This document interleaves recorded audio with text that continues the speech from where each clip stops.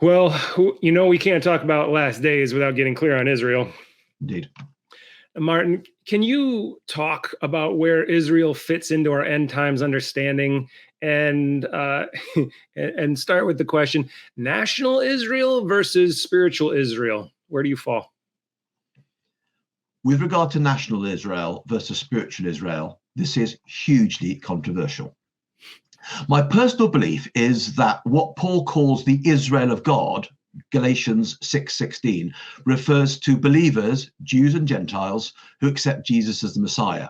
In short, the church.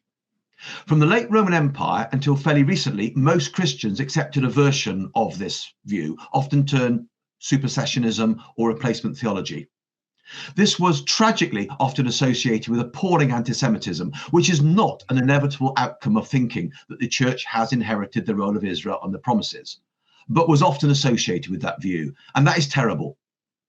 However, I think that supersessionism or replacement theology misses the point that in Romans and elsewhere, it seems clear that God has not abandoned a particular and special relationship with the Jewish people. So, having said that, I think that the multiracial, multi-ethnic church has inherited, by grace, the intimate relationship with God that we see in the Old Testament, but that God still has a particular relationship with the Jewish people. He longs to bring them into a relationship with Jesus, and they remain part of his wider plans.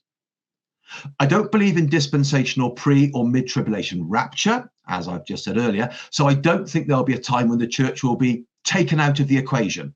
And while I cannot explain how it works, I think that this complex relationship of church and Judaism will continue until Christ's return.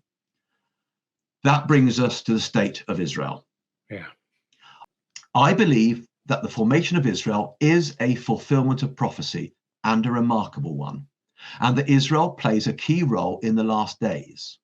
However, I don't think that this means we can assume that 1948 started a clock running such that we can assume the timing of the second coming.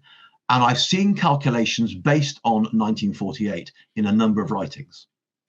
B, I think even if a fulfillment of prophecy, which I think it is, this does not mean that Christians should suspend gospel principles when relating to Israel, and they should not offer unquestioning support prevalent among many Christian Zionists, because this collides with the expectations of the gospel.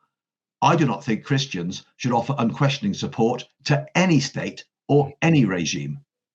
C, those who really love Israel will point out when policies and actions are wrong. Remember the Old Testament prophets. Remember Jesus. Huge numbers of modern Christian Zionists seem to have forgotten this. It sometimes feels to me that gospel principles get put to one side when some of my fellow evangelicals reflect on Israel. Many Old Testament prophets got into deep trouble because they were critical of contemporary policies while remaining committed to Israel. I think that offers a better model for our relationship with Israel than the one that is often promoted. Wow. Yeah. So you don't necessarily subscribe to supporting Israel in every move they make?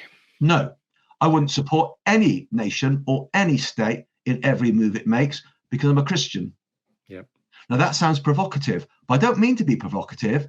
The point is the gospel is such that there'll be times when you say yes, yes, yes, and times when you go no, no, no, because by definition, we can never offer unquestioning support to any state or any regime. The gospel just won't allow it. Right. And I think the Old Testament, just as you pointed out, is a wonderful model for, look, national Israel wasn't always walking too well with the Lord. And so we can't expect that current day national Israel is going to be any different. Indeed, many Old Testament prophets would have been thrown out of conferences dedicated to support for Israel because they'd have said things that upset people because they were critical. Somewhere on the line, they'd have said, "Thus saith the Lord," about some kind of behavior, and they'd have been booted out. That should give us cause for concern. Yes. No, that's a great point.